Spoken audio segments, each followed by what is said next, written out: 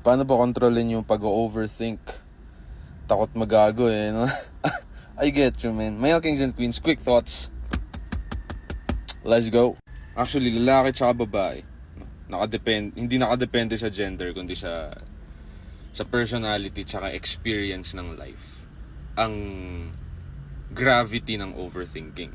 Ngayon, hindi naman natin nakokontrol ang pag-overthink. Darating at darating yung punto na napapa-overthink talaga tayo. Yun ang totoo.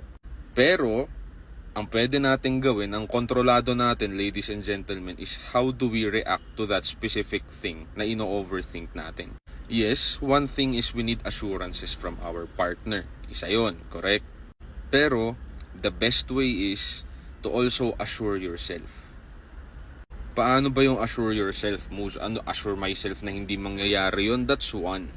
Assure yourself na hindi naman talaga mangyayari yung ino-overthink mo. And at the same time, assure yourself that you can walk away if this thing happens. Yung nasa utak mo.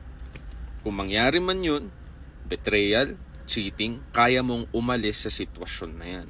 Yun lang naman talaga magpapapanatag sa inyo ladies and gentlemen. If you are confident within yourself na kaya mong umalis dyan once they serve you disrespect. Once they betray you and once they cheat on you. Kasi most likely than not naman, yan naman ang ino-overthink ng mga tao pagdating sa relationship. Diba? The worst case scenarios. So if you can just trust your partner and trust the relationship, you will be okay. You will be fine. Kasi tandaan nyo, ladies and gentlemen, yung ino-overthink ninyo, sa utak nyo pa lang nangyayari yan. Okay, sa utak nyo lang nangyayari yan. Hindi pa nangyayari yan sa realidad. So, ang worst case scenario kasi pagdating sa mga overthinker is meron silang ina-overthink, meron silang naisip na mangyayari na very negative.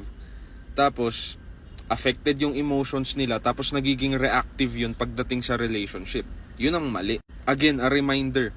Itong ino-overthink nyo guys, hindi pa po nangyayari yan. But you are already acting like it already happened. Okay? Huwag kayong ganun guys. Nakaka-toxic yung ganun. Again, trust your partner, trust your relationship, and trust yourself. Kung nangyari yung iniisip mo, then you know what to do. Hindi ko sinasabing madali, but you have to do it. Leave the relationship. Leave the situation. Yun lang yun Best bet, yung sarili mo. Ang problema, kung wala kang tiwala sa sarili mo na kaya mong tanggapin yun at lumakad palayo, malulugi ka talaga. If you don't love yourself enough, kung wala kang pagpapahalaga sa sarili mo at wala kang respeto sa sarili mo, overthinking ang pinakakalaban mo. Again, my young kings and queens, self-love, self-worth, and self-respect. Kailangan nyo yan. Whether you're single or you're in a relationship right now, you still need that. Alright, I'll see you in the next vid, my young kings and queens.